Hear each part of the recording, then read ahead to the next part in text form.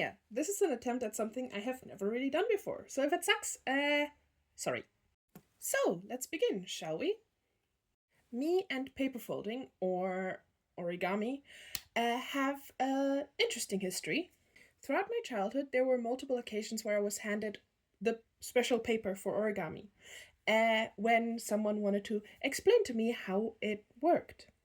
And pretty much the only information I ever really retained from those occasions is that it is expensive. Now, if you tell a child repeatedly, again and again, that something is expensive and that is bad and that they have to be careful with something, that kind of tends to stick with them. So, every time I would mess up or the paper would tear even a bit, I felt like I was tearing up money.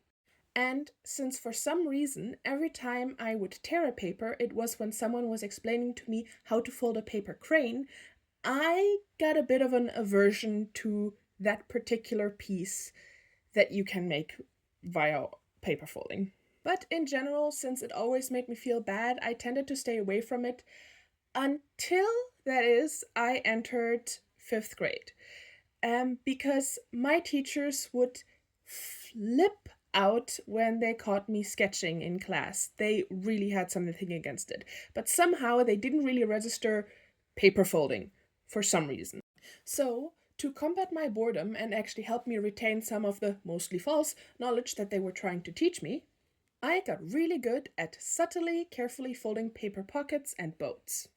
With time, I figured out that you could make a proper square by cutting off a certain amount from a normal school paper. And I started folding rudimentary traditional origami, especially after I found a pattern for a little paper fox. Foxes are one of my favorite animals, so I started folding a lot of those. But because I still had that trauma from the visual of tearing up paper whenever I'd fold a paper crane, that was the one thing I always stayed away from. I got really good at it. Never perfectly, my hands are too unsteady for that, but I managed to figure out most origami patterns with my first or second try.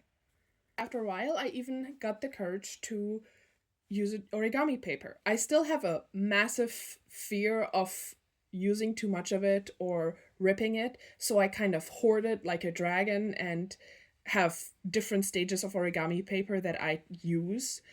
And when I'm first trying things out, I usually use very cheap origami paper that I find in stores, or I use normal paper that I've cut into a square.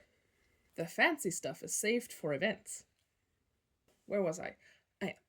So, since I still had the trauma with the crane, I absolutely refused to ever fold a crane. I was terrified of just tearing the paper again. Even just when using the normal paper I had cut into squares. After a while, it even became kind of a in-joke with myself that I could fold most animals, just not a crane. So, despite the fact that I have started giving out paper folded things and origami in general for events or as gifts for special occasions, whatever, I still have never folded a paper crane, which most people see as kind of the standard introduction to origami / paper folding. It is so absurd that some people that I have mentioned this to didn't believe me, thinking that I was trying to be cool or special. Well, no, I just didn't know how. But I have gotten more and more comfortable with my artistic skill, and recently I got a very cheap pack of small 10 by 10 origami paper that was just €2. And I hadn't really used much of it because I tend to prefer the larger 20 by 20 paper or the 15 by 15. Yeah. I had this €2 pack of origami paper, and it was. Well, currently, there's a very, very, very bad heat wave going on where I live. And a few days ago, I'm pretty sure all my inspiration for sketching or crochet or all the other artistic stuff I do kind of melted out of my ears. But since it's become such an automatic thing for me, I can pretty much always do origami, and I just happen to have the paper with me. So, while looking through a few of the patterns I hadn't tried, I came across a paper crane pattern that I had just saved for the heck of it, maybe like with the thought of at least someday I'll have to learn. Well, it seemed that someday had come that day. So with that, I followed the instructions and folded my very first paper crane. And then I folded another one, and then another one. And in no time, I had 20 paper cranes and was kinda still wanting to fold more. It is, at the end of the day, fairly easy to create. And in my efforts to assuage my intense discomfort via the heat and work past my shaky hands, I had a memory of the Japanese story, myth, legend, I'm not quite sure which it is, of if you fold 1,000 paper cranes, you will be granted a wish by the gods. If I remember this right. If I'm remembering wrong, please someone tell me, but that is how I remember it, and I did a slight teensy bit of research. But yeah, I had a memory of that, and I was thinking, hey, my life sucks right now, and everything's awful, and my mom is suffering, and my sister is also not doing great, and I am not doing great. Why not do this to see if maybe it can solve one of my problems? Even if that problem is just having something easy to do when I am unable to do anything else because of brain issues. And once I thought about it, I came to the conclusion that 1,000 paper cranes would come out to 20 euros of the paper I was using already. And we do not have much money, so price very much matters. And 20 euros paid in €2 segments every other month or so is very doable. With that, the decision was made.